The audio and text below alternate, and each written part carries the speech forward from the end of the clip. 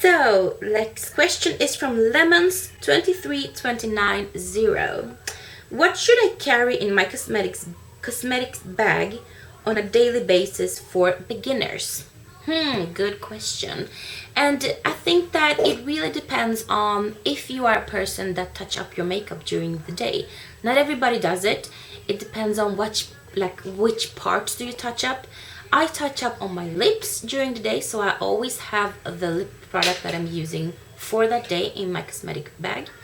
I have a powder because I tend to get oily on my T-zones, so I touch up with that. And then I barely don't touch up anything else during the day because everything else always stays where it's supposed to be, so to say. But I think that if you are like bringing your cosmetic bag with you, I think that it's good to have a lip balm, the lipstick or lip gloss, lip pen, whatever you are using for that day. Have a powder just to touch up your like base makeup. Perhaps have a little blush or something, because blush can tend to like disappear during the day, and especially if you touch up your makeup with powder. And a little mirror. That's like basically what I will suggest to have. But if you are like me, that you always want to be secure, to be able to put on a full face of makeup if something tends to happen, if you get water all over your face, or if you don't know and you just need to reapply your makeup, I just have a set of all the products that I use. Of course not the products that I use, but the product usage of it. So I always have a small like BB cream with me, so I can use it instead of foundation. I don't bring in my foundation in my cosmetic bag because if the emergency calls and I need to reapply my makeup, I can live with just having a BB cream. So I have a BB cream, I have a small mascara, I have eyeshadow, I have brushes, lip product, I have blush. I don't have a contouring kit with me because it just takes too much place and it's not like for emergency. So I just have them like in small sizes just in case. So just follow, it totally depends on your routine, your makeup routine. What do you use, what do you have on? Hope that answers your question. I will link to my video up here or there, what I use and what I have in my makeup bag, so you can see like what I'm talking about. Okay, we're almost done. 2 questions left and I filmed for 25 minutes. Woohoo! Next question is from LV_Lenny. Lenny. L-E-N-E. Hi. If you would buy an LV wallet, which one would you like? That is a hard question because my wallet needs and wants have changed radically from like June last year to as it is right now. And as I have mentioned, I don't really need a wallet right now. I'm content with my Louis Vuitton passport cover, but I think that the only Louis Vuitton wallet that I haven't like totally removed from my mind and want and so is the Adele wallet. I love it, and primarily it's because I liked the Insolite wallet before, but then when the Adele wallet came, I was like, yes. My only concern is that I think that my passport won't fit inside the inside the Adele wallet. If it does fit, that is like the best wallet for me, hands down. So that will be the one with like the reddish interior. Pretty. So the last question is a little bit more personal, and it's a little bit longer, and I will try to answer it as well in this video. As I said, I don't know if this is like is going to be an entire video or if I will like split it in two because it's very long. We'll see. And it is from At Home with the MM. And she asks, my question is a bit personal and feel free not to answer if you don't want. I understand that your son was born premature. Could you tell a little bit more about that? What week was he born? How you dealt with it? And so forth. So, this is going to be a long answer. I don't have any problems at all with answering your question. Yes, my son was born prematurely. He was born in the week 31 plus 5 days.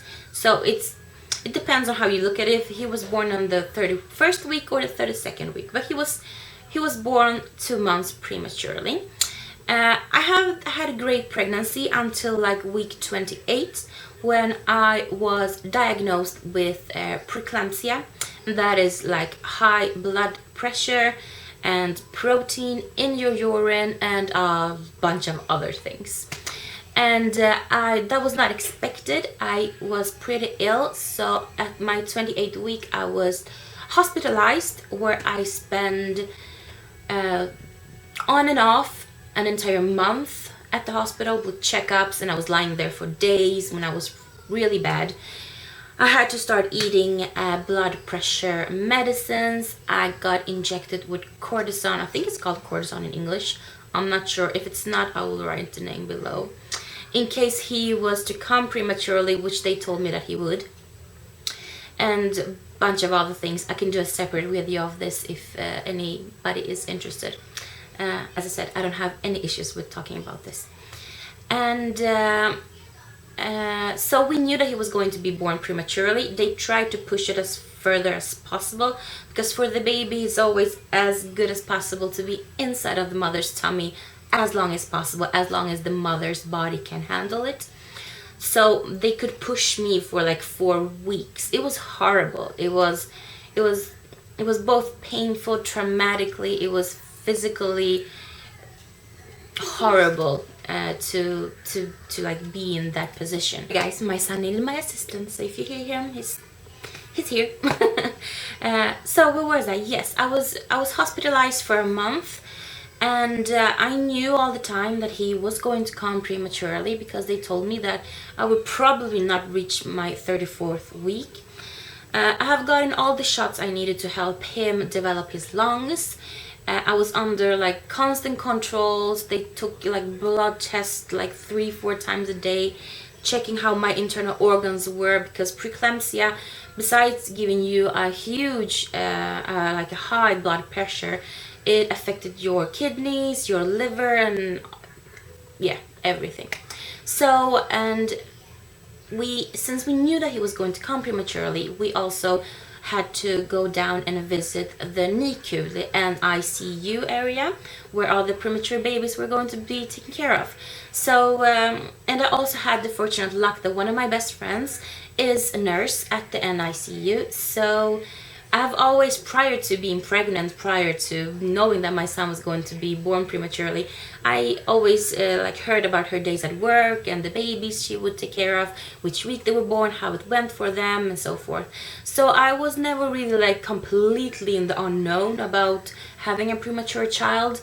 Of course, there were so much things that we did not know about, but it wasn't that a great of a shock. I was just so sad that my first pregnancy was that traumatic, and that the last part of my pregnancy was spent in a hospital, feeling bad, being totally worried. How are we going to make this? He's going to be born 2 months prematurely, and he's going to be small, and you know, everything that you like build up, the like expectations, the planning on when your baby is born, and first time at home, and like first stroller walk outside, those things were just like gone, and nothing that you have read in the books, nothing that you had prepared for was going to happen. The world, the life waiting was completely unknown for us. Besides that, we knew like how the hospital life was going to be. Anyhow, I was like up and down with how I was feeling, and how the preeclampsia was developing, and how he was feeling in my tummy. And the 9th of January, I got really bad. I had like severe cramps because my liver was starting to get issues due to the preeclampsia. So they decided that a C-section was going to be made the day after. So there as well, I completely lost the hopes of having a natural birth, which I really wanted to have. But since my blood pressure was as high as it was, and he needed to come out fast, we didn't have time to have a natural birth, and it wasn't good for me or for him. So on the 10th of January, 10 in the morning, I was rolled into the operational room, and like a couple of minutes after that, he was taken out, and he cried, and everybody was so surprised that he did, because he was in such a like early week still to be born. And he weighed 1,654 grams, so it's 1.6 kilos. I will write down pounds down here. And he was 40 centimeters, and I will write how many inches that is down here as well. So he was super duper tiny. I was laying on the bed, my husband was by my side. They brought him quickly. Since he was crying, they were like, okay, he's breathing. So that was the only thing I said. I didn't want to be like totally sedated. I wanted to be like awake, so I only have like the local sedation, or the epidural sedation. Does it call sedation? I think so. In my back. And I said that the only thing I would like to do is just see his face before they take him out to the room next door, because he was prematurely born, so they didn't know how was he breathing, how was he alive, or all those scary thoughts. And since he cried, it was breathing.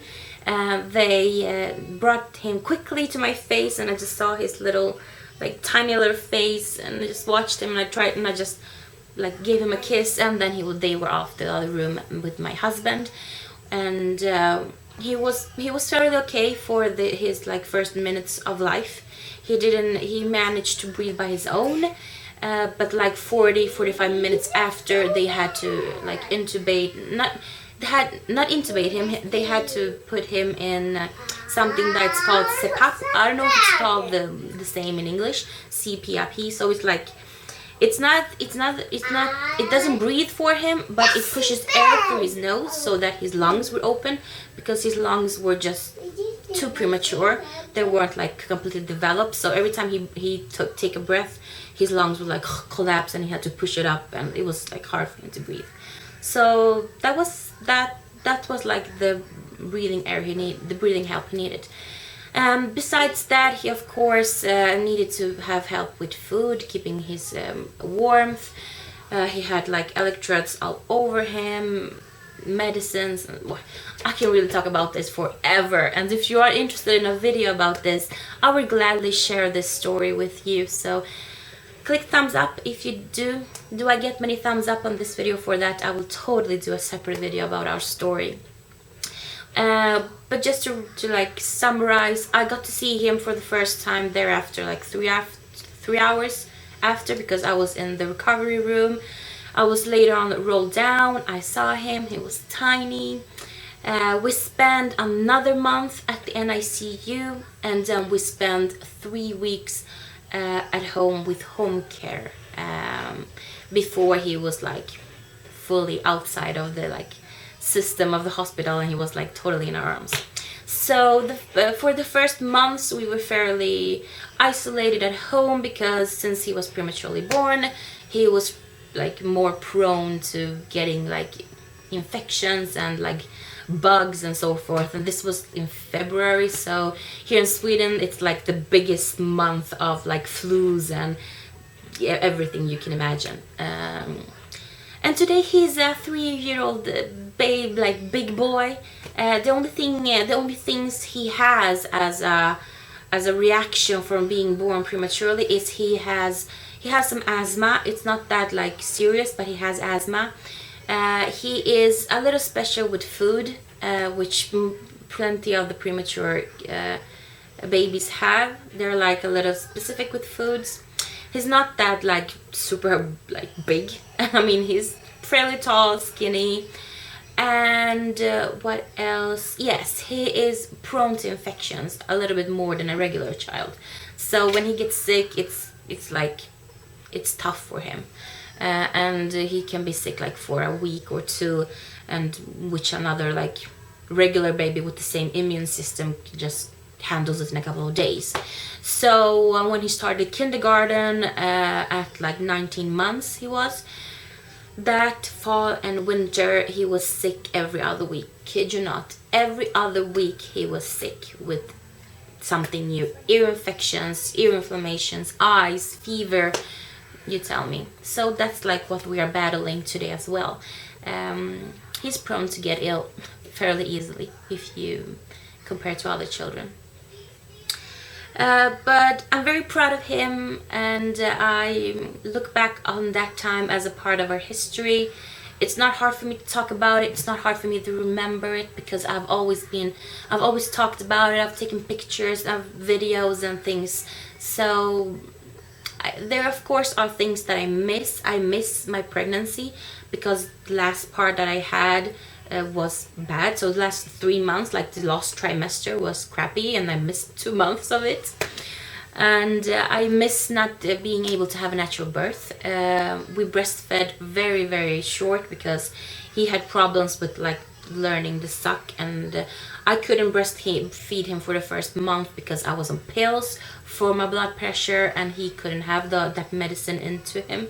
So I had to pump. So oh my god, yeah, there are so many things I could tell you, and if you're interested, I would totally do a video on that. And that was the last question. This video is like 30 minutes long. It's insane. If you stayed in this video for this long, then thank you. And if you do have any other questions, or if you want me to have a Q&A like in another week or in a month, let me know. Leave your question below. I will save them for upcoming Q&A video. And yeah, another thing, we have hit 300 subscribers. So thank you so much for subscribing to my channel, for supporting, for leaving your comments, for sharing my love and passion, and for being so kind. I'm blessed and I'm very thankful. And yeah, don't forget to like this video if you would like to see a specific video about being a premature parent to a premature baby and all that came with it, like our story. I can totally share that with you. And follow me on Instagram. I'm very active there. And yeah, let's keep in touch. So until next time, remember, live, laugh, and love. Bye.